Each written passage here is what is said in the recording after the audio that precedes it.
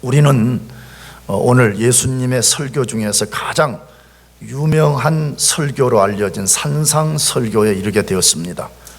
정확한 산 이름은 알 수 없지만 예수님이 가버나움, 갈릴리 북쪽에 가버나움의 어느 산에서 무리들에게 설교를 하셨다고 해서 산상설교로 불려집니다. 산 위에서 무리들과 제자들에게 설교하셨다 그래서 그것을 산상설교라고 말합니다. 이 설교는 마태복음 5장에서 7장까지 연결되어 있습니다. 상당히 긴 설교입니다. 그래서 학자들은 이것을 단 한 번에 다 한 것이 아닐 거라고 추측을 합니다. 그렇다면 왜 산상설교가 가장 유명한 설교로 평가될까요? 예수님의 많은 설교, 말씀 중에서 왜 산상설교가 가장 유명한 설교냐 하는 것입니다. 그것은 여러 가지 이유가 있습니다. 그러나 크게 두 가지 이유 때문인데, 하나는 천국 백성이 지키고 살아야 될 법을 알려주는 거기 때문에 그래요. 천국 백성이 지키고 살아야 되는 뭐라고요? 법이에요, 법. 천국 백성이 반드시 지키고 살아야 되는 법. 그 다음에 두 번째는 천국 백성이 드러내야 될 특성을 알려주는 말씀입니다. 천국 백성은 어떤 사람이냐 할 때 이러이러한 특성을 드러낸다는 거예요. 그러니까 여러분이 혹시라도 내 예수 믿어지는데 구원의 확신이 뭐 있냐 없냐 자꾸 그런 자기 감정을 갖고 팩트를 체크하려고 하지 말고 마태복음 산상설교 말씀에 자신을 비춰보는 거예요. 내가 완벽하게 100% 증거는 아니지만 정말 산상설교에서 말씀하는 특성이 나에게 있는가를 점검해 보는 거예요. 구원받지 않은 사람은 그런 특성이 전혀 일어나지 않아요. 그러나 구원받은 사람은 천국 백성이 드러내는 특성을 드러내기 때문에 그런 것입니다. 마태복음 순서를 잘 생각해 봐요. 예수님은 이 땅에 천국을 자신이 가져오셨습니다. 그 다음에 두 번째 스텝이 뭐였죠? 천국 백성을 부르셨습니다. 그 다음에 세 번째 스텝이 뭐예요? 그 천국 백성이 지키고 살아야 될 법을 말씀하시는 것입니다. 이 순서를 주목해야 됩니다. 왜 그렇습니까? 산상설교의 논쟁 때문에 그렇습니다. 논쟁의 핵심은 이 산상설교가 누구에게 해당되는 말씀이냐는 것 때문에 신학자들은 굉장한 논쟁을 하고 있어요. 어떤 사람들은 모든 인간이 지켜야 될 법이라고 주장하는 사람들이 있어요. 어떤 사람들은 구원받기 위해서 쉽게 말하면 이걸 지켜야만이 구원받을 수 있다라고 가르치는 사람들이 있어요.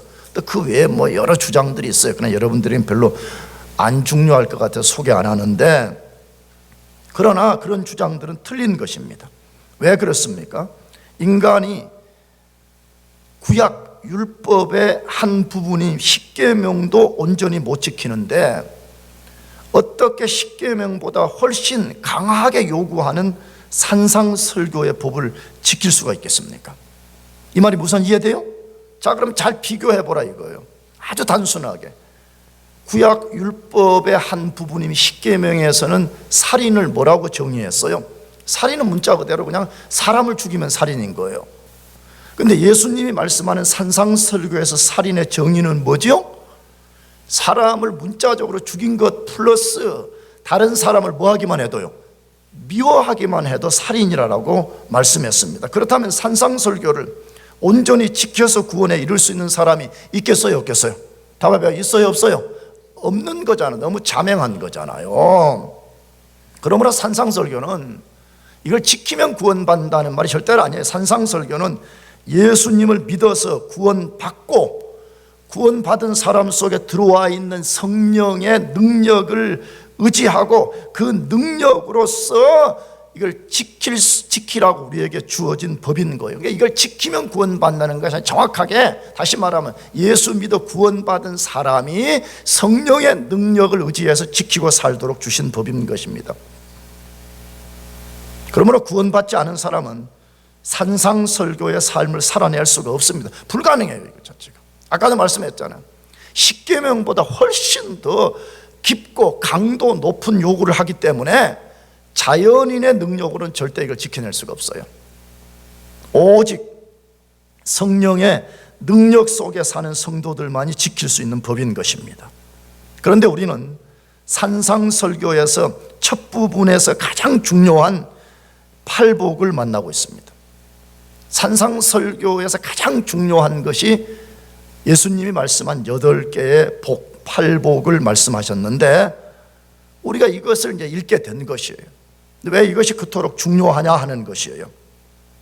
왜 팔복이 산상설교 중에서 제일 중요하냐는 것인데, 우리가 추구해야 될 새 시대의 참복을 말씀하기 때문에 그렇습니다. 잘 들어야 돼요.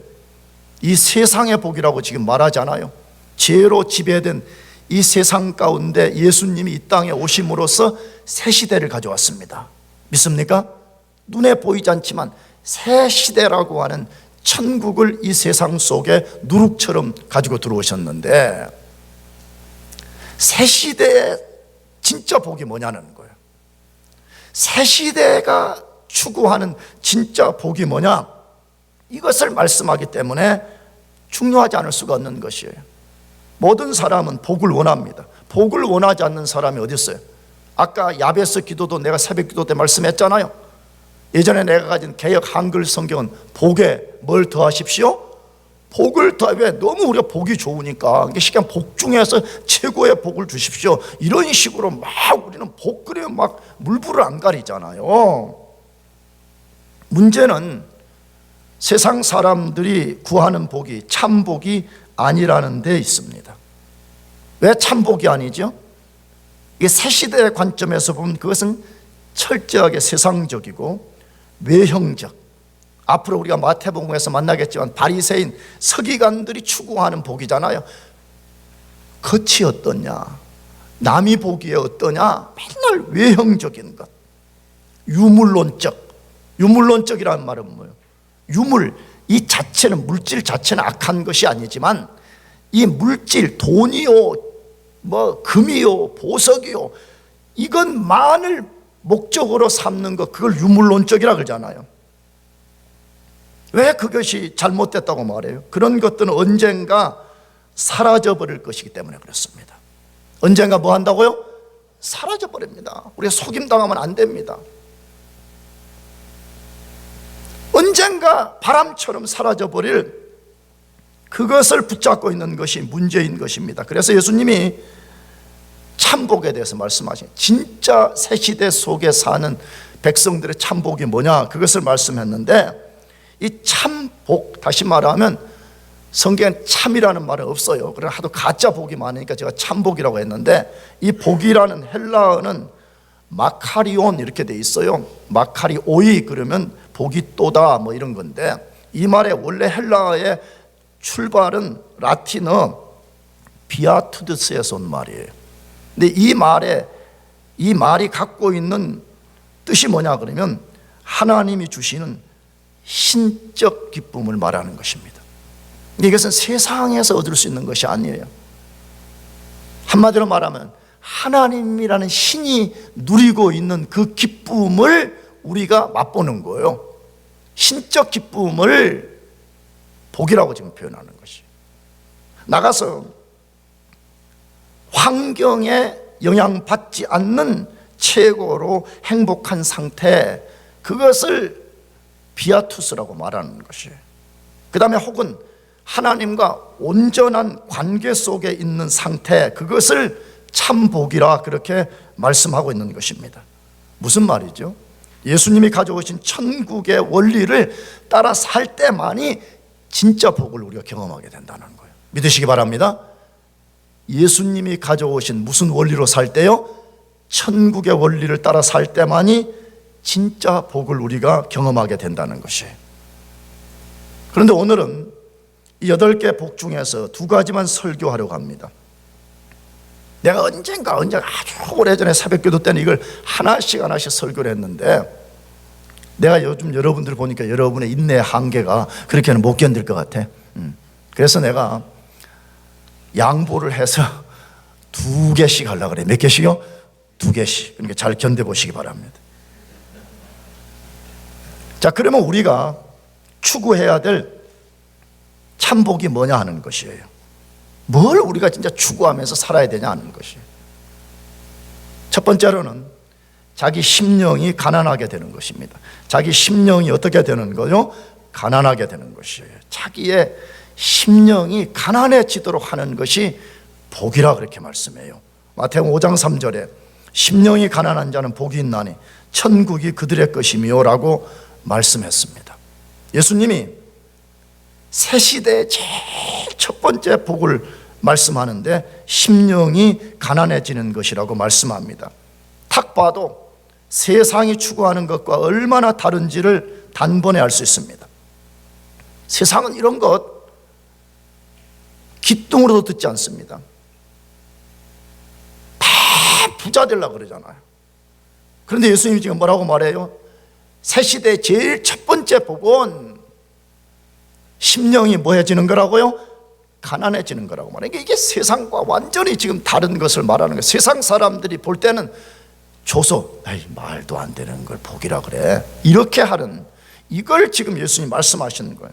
그러면 우리는 즉각 심령이 가난해진다는 뜻이 무엇인가를 알아내야 됩니다.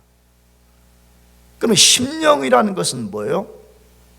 이 말은 그냥 우리가 심자가 붙으니까 마음 심자긴 하지만 말이 좀 어렵게 느껴져. 그러나 영어 성경 보면 그냥 우리의 영, 스피릿 혹은 우리의 마음을 지칭하는 것입니다. 그런데 이 인스피릿, 이 말은 우리의 내면의 깊은 영이라는 것을 지칭하는 의미를 갖고 있어요. 그러므로 심령이, 이 말은 우리의 깊은 내면이 문자 그대로 가난하고 혹은 텅 빈 상태가 되는 것을 말하는 것입니다. 그럼 이 상태는 뭘 말할까요? 자기 자신을 의지하지 않는 상태를 말하는 것입니다. 왜? 마음, 영은 우리의 모든 것을 움직이는 우리 존재의 가장 중요한 헤드쿼터입니다. 여기서 모든 것이 결정돼 나옵니다. 그러므로 심령이 가난해진다는 이 말은 뭐예요? 내 존재의 가장 깊은 곳을 텅 비게 만든다는 거예요. 그 말은 뭐죠? 나 자신을 의지하지 않는 것이에요. 나 자신을 의지하지 않는 것이에요. 왜 자기 자신을 그렇게 생각하고 자기 자신을 의지하지 않는 것일까요? 이것이 성경의 비밀이잖아요. 왜 우리 자신을 의지하지 않냐는 거예요. 그 이유는 뭐 때문이에요? 우리 자신은 누구를 막론하고 죄로 인해서 파산을 당했습니다. 죄로 인해서 뭘 당했다고요? 파산 상태에 떨어졌다고 성경이 말해요. 혹시 여러분 중에 목사님 지금 무슨 말을 하고 있어요? 내가 얼마나 지금 잘 살고 있는데 왜 내가 파산당했다고 말해요? 이런 사람들이 있다면 미안하지만 아직 성경을 조금 더 읽어봐야 돼요. 그런 사람 아직 복음 혹은 복음의 빛에 의해서 자기 자신이 어떤 상태인지를 아직 정확하게 본 적이 없는 사람이에요. 성경은 모든 인간은 죄로 인해서 파산을 당했다고 말해요. 파산을 당했기 때문에 우리 자신을 의지할 것이 아무것도 없다는 거예요. 사실이잖아요. 내가 뒤에서도 말씀드리겠지만 경험적으로도 알잖아요. 우리 속에서 뭐 어떤 날은 조금 선한 것이 좀 있긴 있어요. 그러나 대부분이 우리 속에서 나오는 것들이 뭐예요? 미움, 시기, 질투, 거짓, 악한 것, 심지어 선을 행하는 그 순간에도 거기에 악이 포함되어 있다는 걸 우리가 알잖아요. 선한 말을 하는 그 순간에도 거기에 악이 있는 것을 우리가 알고 있잖아요. 왜 그러는 것이에요? 우린 죄로 인해서 완전히 파산을 당했기 때문에 우리 자신에게는 의지할 것이 아무것도 없다는 거예요. 그러니까 지금 예수님 뭘 말씀하는 거예요? 너희가 진짜 복 있는 사람이 되려면 파산당한 너희 자신을 의지하지 말라는 거예요. 너는 진짜 완전히 그릇이 다 깨져버린 것처럼 파산당한 존재인 것을 인식하라는 거예요. 그러면 어떤 결과에 봉착하겠어요? 내가 진짜 의지할 것이 나에게는 아무것도 없습니다. 이걸 알게 되면 겸손히 하나님을 의지할 수밖에 없습니다. 할렐루야. 그렇잖아요. 그러므로 심령이 가난하다는 말에 긍정적 메시지는 뭐예요? 누구 의지한다는 거예요? 하나님을 의지한다는 거예요. 나는 나 자신을 의지할 것이 아무것도 없습니다. 그러기에 나는 나 자신을 의지하지 않고 내 밖에 계신 십자가에 달리신 예수 그리스도를 의지합니다. 만왕의 왕이신 하나님 그분을 의지합니다. 이 말이에요. 근데 이것이 세상과 얼마나 다른 것인지를 우리가 볼 수 있잖아요. 여러분, 세상과 세상의 지배를 받는 사람들의 특성은 뭐예요? 우리 자신에게서 대단한 것이 나온다고 말하잖아요. 우리 자신이 얼마나 선한 존재냐는 거예요. 우리 자신이 얼마나 대단한 존재냐. 그러니까 자꾸 우리를 부추기잖아요. 교만하게.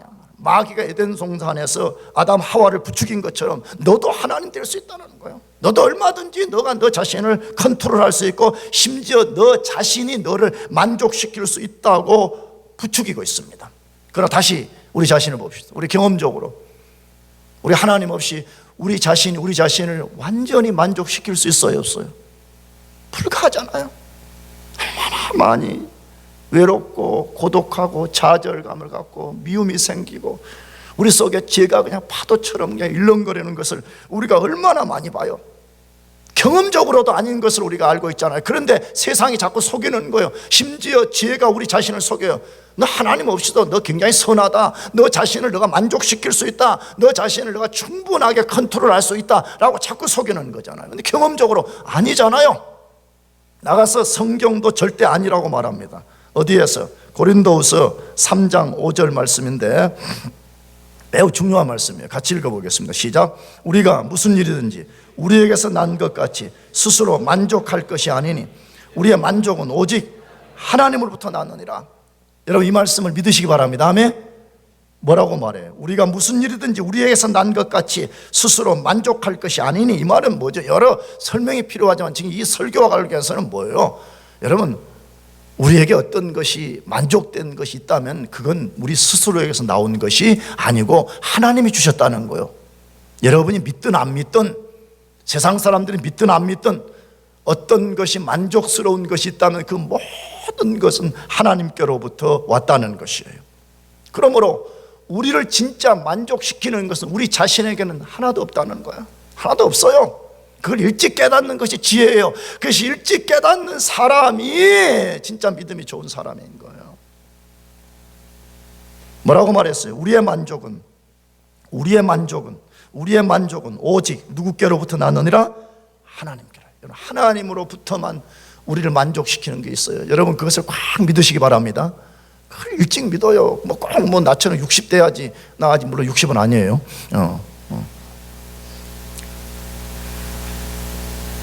60 돼야지 그걸 깨닫는 거예요. 그런 거 아니잖아요.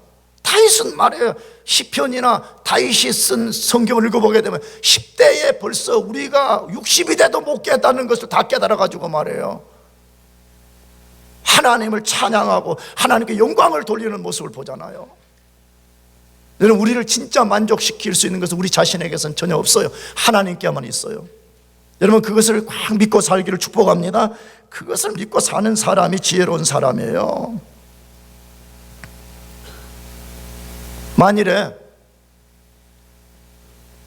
가난한 심령이 되지 않아, 다시 말하면 내가 나 자신을 만족시킬 수 있습니다. 세상의 부추김 당해서 살게 되면 결과는 뭐죠? 파멸인 것을 우리는 성경과 성경 밖에서 너무 많이 보고 있잖아요. 요즘 TV에 그 대표적으로 나오는 한국의 무슨 연예인들 그런 거 보십시오.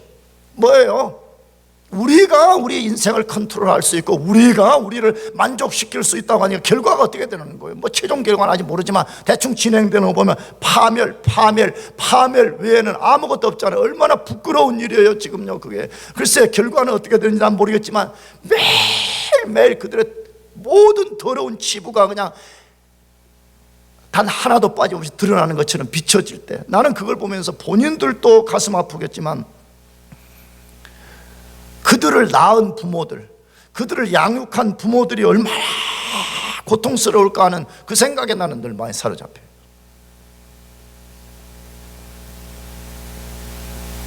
심령이 가난해지는 것만이 복인 것을 꽉 믿어요. 아멘? 꽉 믿어요. 그러면 왜 심령이 가난해지는 것만이 진짜 복이에요? 예수님 뭐라고 말씀했어요? 천국이 그들의 것이기 때문이라고 말씀했어요. 천국이 누구 거라고요? 그들의 것. 천국은 아무나 것이라고 말하잖아요. 천국은 심령이 뭐한 사람들 것이라고요? 가난해진 사람들만의 천국이라고 말씀하고 있는 것이에요. 무슨 뜻이에요? 천국이 저희 것이라는 이 말이 무슨 뜻이에요? 심령이 가난해져서 하나님을 의지하는 사람에게만 예수님이 다스리시는 천국이 그 사람 것이 된다, 그 말이에요. 이걸 조금 쉽게 우리가 물리적으로 표현하면 일종의 그런 것이에요. 심령이 내가 가난했다, 내 자아, 내 마음대로 살라는 걸 내가 다 비워버려. 다 비워버리게 될 때 비로소 거기 하나님 나라가 내 속에 이렇게 스며들어오게 된다. 그림원으로 말하면 그렇게 표현할 수가 있는 것이에요. 심령이 가난해질 때만이 새 시대의 왕이신 예수님이 진짜 그 사람의 왕이 되어서 다스려준다는 거예요. 그런 사람들은 뭘 경험해요? 이게 신앙생활이 이게 무슨 추상적인 것도 아니고 이게 무슨 거짓말도 아니고 이게 무슨 장난치는 것도 아니구나. 내가 인격을 갖고 존재하는 것보다 더 분명하게 하나님이 살아계시고 예수님이 분명하게 살아계시고 예수님이 진짜 우리의 왕 노릇을 해주시는구나 하는 것을 알게 돼요. 그러니까 심령이 가난한 사람이 복이 될 수밖에 없는 것이에요. 그런데 이 이야기를 예수님만 하신 것은 아니에요. 예수님이 하나님의 아들이시니까 최종적 오소리티를 갖고 있지만 구약 성경도 똑같은 원리를 말해요. 그 대표적인 사람이 이사야인데 이사야가 57장 15절에 말씀했어요. 같이 읽어보겠습니다. 시작. 지극히 존귀하며 영원히 거하시며 거룩하다 이름하는 이가 이와 같이 말씀하시되 내가 높고 거룩한 곳에 있으며 또한 통회하고 마음이 겸손한 자와 함께 있나니 겸손한 자의 영을 소생시키며 통회하는 자의 마음을 소생시키려 함이라. 하나님이 자신의 존재를 두 영역에서 말씀했죠. 하나는 뭐죠? 자신이 내가 높고 거룩한 곳에 있다 그렇게 말해요. 여러분, 하나님은 우리 마음 속에도 계시지만 만물을 초월하여 존재하시는 하나님이신 것을 꼭 믿으시기 바랍니다. 또 어떻게 계신다고 말해요? 또한 통회하고 마음이 겸손한 자와 함께 있나니 그렇게 말했어요. 여러분, 혹시 나나 여러분이 하나님의 임재가 잘 경험되지 않은 경우가 있다면 왜 그런지 점검해 보고 있어요? 왜 사람들은 하나님이 살아계신다고 말하고 하나님이 나와 함께 한다고 간증을 하는데 왜 우리는 하나님이 그렇게 친밀하게 느껴지지 않냐 이거예요. 혹시 그렇다면 이 말씀을 거스르는 것 때문은 아니에요. 이 말씀 뭐라고 했어요? 이는 또한 통회하고 마음이 뭐한 자와 함께 한다고요? 겸손한 자. 하나님이 어떤 사람하고 함께 한대요? 통회하고 마음이 겸손한 자와 함께 있다 그러잖아요. 여러분, 이게 우리가 사활을 걸어야 되는 거예요. 그러니까 왜? 하나님이 우리와 함께 하실 때 많이 우리가 모든 것을 이길 수가 있는데 하나님이 어떤 사람하고 지금 함께 한다고? 다시 통회하고 마음이 뭐한 사람요? 겸손한 자와 하나님 함께 한다. 분명히 선언하잖아요. 하나님이 내가 목사이기 때문에 함께 하신다고 약속하지도 않아요. 하나님이 여러분이 교회에 잘 왔다 갔다 하기 때문에 함께 한다고 말씀하지도 않아요. 여기 분명히 뭐라고요? 통회하고 마음이 뭐한 사람요? 겸손한 사람이에요. 이게 지금 마태복음 관점에는 뭐예요? 심정이 뭐한 사람이에요? 가난한 사람을 말하는 거잖아요. 그럼 하나님이 왜 그런 사람과 함께 해주신다 그래요? 이는 이게 설명하는 거예요. 이유를 말하는 거잖아요.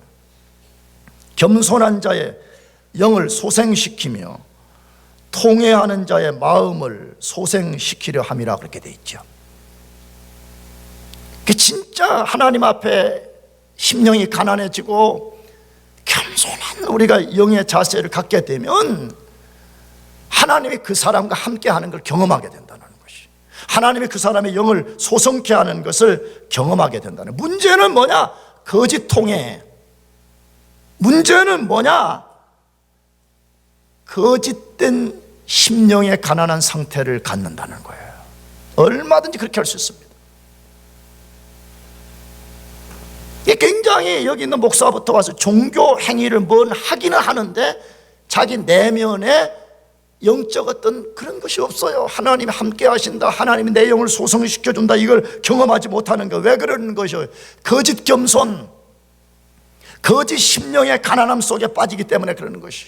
그래서 성경은 신약과 구약이 일관되게 말하기를 우리가 진짜 하나님 앞에 겸손한 영을 갖는다면 하나님이 우리와 함께 하실 뿐만 아니라 우리의 영을 다시 소성케 하는 역사를 만들어 주신다라고 말씀하고 있습니다. 신앙생활의 본질은 여기에 있는 거 아니겠습니까? 우리가 지난 새벽교회 말씀드렸듯이 교회에서 무슨 직분을 얻는 것이 우리의 목적이 아니라 하나님 그분을 아는 데 있습니다. 아멘.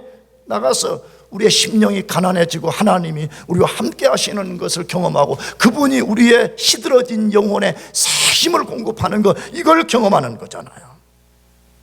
여러분, 왜 예수님이 심령이 가난해지는 것이 복이라고 말씀하시는지를 깨닫고 있어요?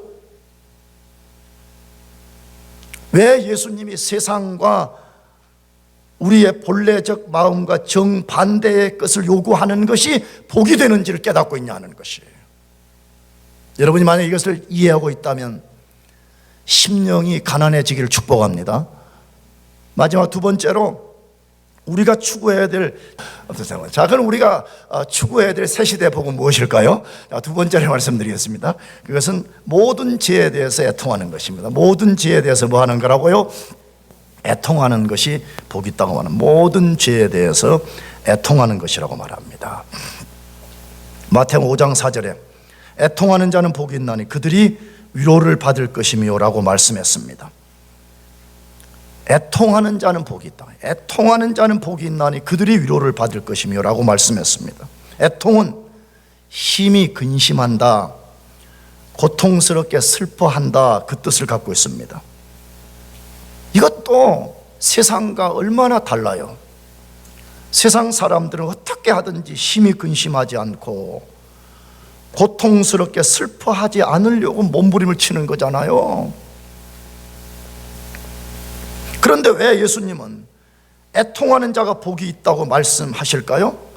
그 이유를 알려면 그 애통이 무엇에 대한 애통인지를 반드시 알아야 됩니다. 다시 세상 사람들은 애통 안 하려고 그러잖아요. 근데 예수님이 애통하라고 말해. 그러면 도대체 예수님이 말씀하는 그 애통의 대상이 무엇에 대해서 애통하라는, 이걸 우리가 반드시 알아야 된다는 거예요. 그 대상은 뭐라고요? 죄에 대한 애통입니다. 뭐에 대한 애통요? 죄에 대해서 슬퍼하고 죄에 대해서 심히 근심하고 죄를 인정하고 죄를 자백하고 죄에서부터 돌아서는 이 애통이 필요하다고 말씀하는 것입니다. 왜 그래야 됩니까? 왜 우리가 모든 죄에 대해서 슬퍼하고 우리가 고통하고 인정하고 돌아서야 됩니까? 죄가 하나님과 우리 사이의 관계를 파괴시키기 때문에 그렇습니다. 모든 불행의 원인은 하나님과 우리 관계가 깨어지는 데서부터 시작이 됩니다. 그런데 죄는 하나님과 우리 관계를 파괴시켰고 그 죄 때문에 우리 자신이 영적 파산 상태에 떨어졌기 때문에 그런 것입니다. 그래서 예수님이 말씀하시는 애통은 세상 근심과 슬픔을 말하지 않는 것입니다. 다시 말하면 뭘 말하죠? 우리가 지은 죄에 대한 바른 태도를 가지라는 것이, 우리가 품고 있는 죄에 대해 바른 반응을 보이라고 말씀하는 것입니다. 그렇다면 왜 죄에 대해서 애통하며 또 그 죄를 애통하는 것이, 슬퍼하는 것이 참 복이 되냐는 것이에요. 성경은 뭐라고 말했죠? 그들이 위로를 받을 것이기 때문이라고 말씀했습니다. 그들이 뭘 받게 된다고요? 위로를 받게 된다는 것이. 만일 우리가 우리 죄에 대해서 진실로 애통하게 되면 진짜 위로를 받는다는 거예요.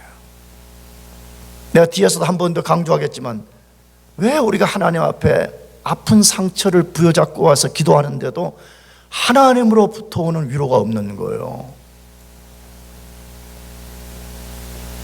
이 산상설교의 관점에서 보면 뭐지요?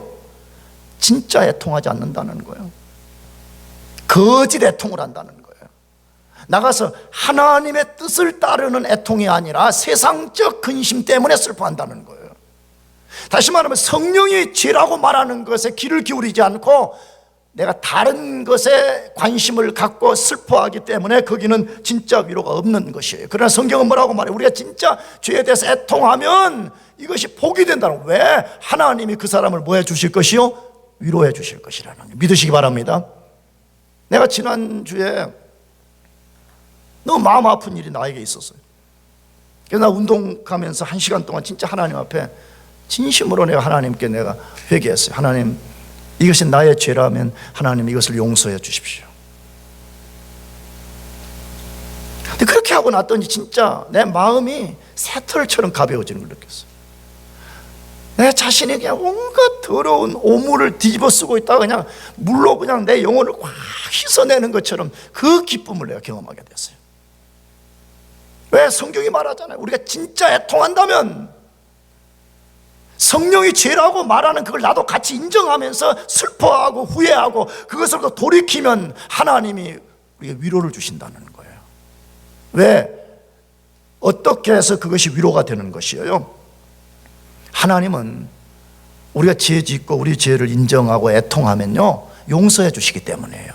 그것을 어디에서 다뤄요? 유명한 성경 요한일서 1장 9절 다 같이 읽어보겠습니다. 시작. 만일 우리가 우리 죄를 그는 미쁘시고 의로우사 우리 죄를 사하시며 모든 불의에서 깨끗게 하실 것이요. 만일 우리가 우리 죄를 자백하면, 여기 자백이라는 요 말이 지금 애통이라는 말을 포함하는 것이에요. 왜? 자백이라는 원래 헬라어는 호몰로기아 이 말인데, 호몰로기아는 누구누구와 더불어 말하다 이 말인데, 그 누구누구는 누구예요? 성령인 것이에요. 성령이 죄라고 지적하는 것을 우리도 같이 인정하는 거예요. 성령이 그 죄에 대해 슬퍼할 때 우리도 같이 슬퍼하는 거예요. 성령이 그걸 돌이키라고 말할 때 우리도 그것을 같이 돌이키는 것이에요. 그러면 어떤 일이 벌어진다고요?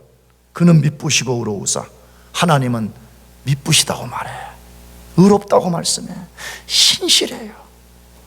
십자가에 흘리신 그 아들의 보혈 때문에 우리의 죄를 깨끗하게 해주신다고 말씀해요. 여러분, 죄를 숨기지 말고, 여러분 성령이 죄라고 지적하면 그것을 하나님 앞에 갖고 나와서 애통하기를 바랍니다. 애통해야 돼요. 얼마나 많은 사람들이 죄를 애통하려고 하는 것이 아니라 어떻게 하면 죄를 숨길 것인가, 어떻게 하면 죄를 회피할 것인가. 그러니까 죄가 자신의 영혼을 죽여버릴 뿐만 아니라 하나님이 주신 위로가 없는 거예요. 그러니까 신앙생활이 얼마 못 가, 재미가 없는 거예요. 신앙생활이 기쁨이 없는 거예요. 신앙생활이 생명이 없는 거예요. 그냥 시들어 말라 비틀어진 식물처럼 그렇게 신앙생활하는 것이에요. 들은 풍어름 많아가지고. 그래서 내가 교회 안 나갈 수 없는 거예요. 내 지옥 안 가야지 그래도. 신앙의 모습은 어떻죠? 완전히 살았다는 이름은 가졌으나 실상은 뭐한 자처럼, 죽은 자처럼 사는 거예요. 우리가 진짜 애통하면 하나님으로부터 오는 진짜 위로가 있다고 말씀해. 그것을 사도 바울도 똑같이 말했어요. 고린도후서 7장 10절 다 같이 읽어보겠습니다. 시작. 하나님의 뜻대로 하는 근심은 후회할 것이 없는 구원에 이르게 하는 회개를 이루는 것이요, 세상 근심은 사망을 이루는 것이니라. 자, 여기 두 가지 근심, 두 가지 애통이 있다고 말해요. 근심, 애통 똑같은 말이에요. 하나님의 뜻대로 하는 애통이 있고 반대로 세상 근심이 있다, 그렇게 말해요. 하나님의 뜻대로 우리가 애통을 하게 되면 구원에 이르게 하는 회개를 만들어 주시지만, 세상 근심에 꽉 사로잡힌 사람은 결국은 어디에 이르게 된다고요?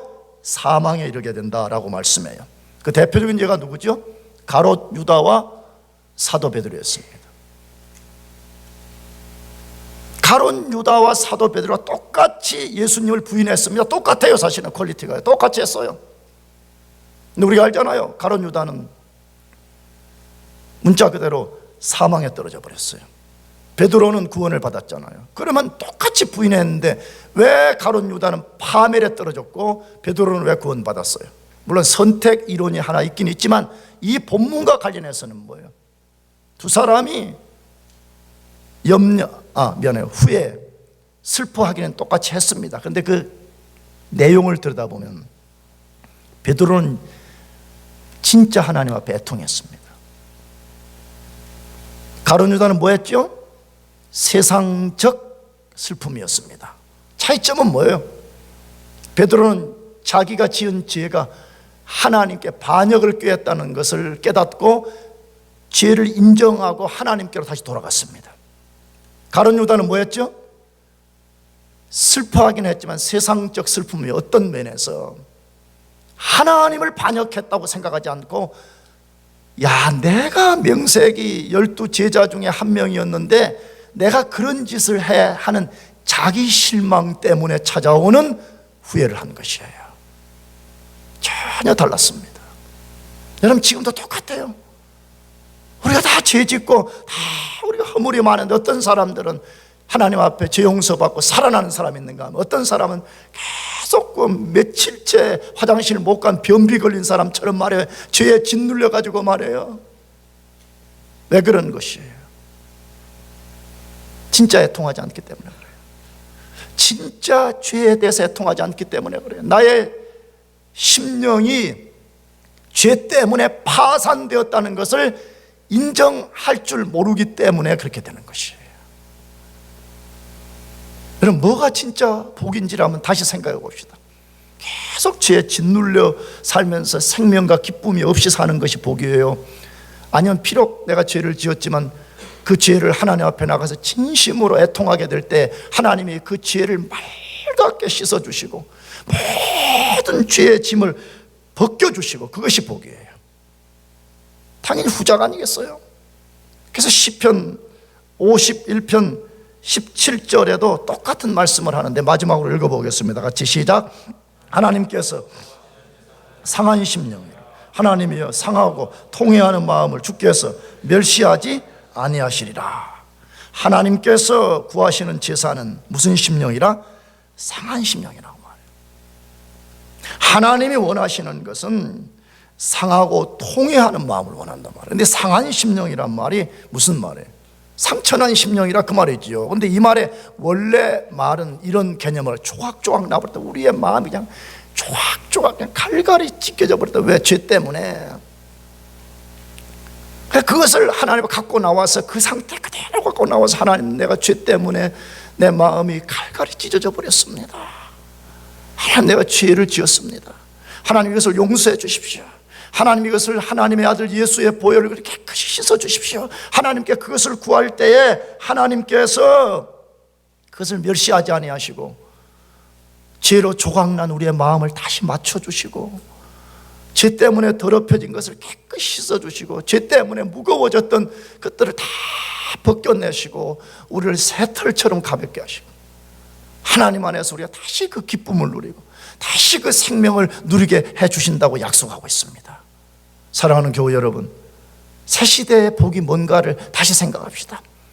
그는 죄 가운데 있으면서 많은 불을 손에 넣는 것이 복이 아닙니다. 심령이 가난해지는 겁니다. 죄에 대해서 진짜 애통하는 것입니다. 그것이 진짜 복이라고 예수님이 선언하잖아요. 여러분 모두가 심령이 가난해지고 죄 문제가 예수 안에서 완전히 해결되어서 하나님과 깊은 교통 속에 살기를 축복합니다. 기도하겠습니다. 우리 같이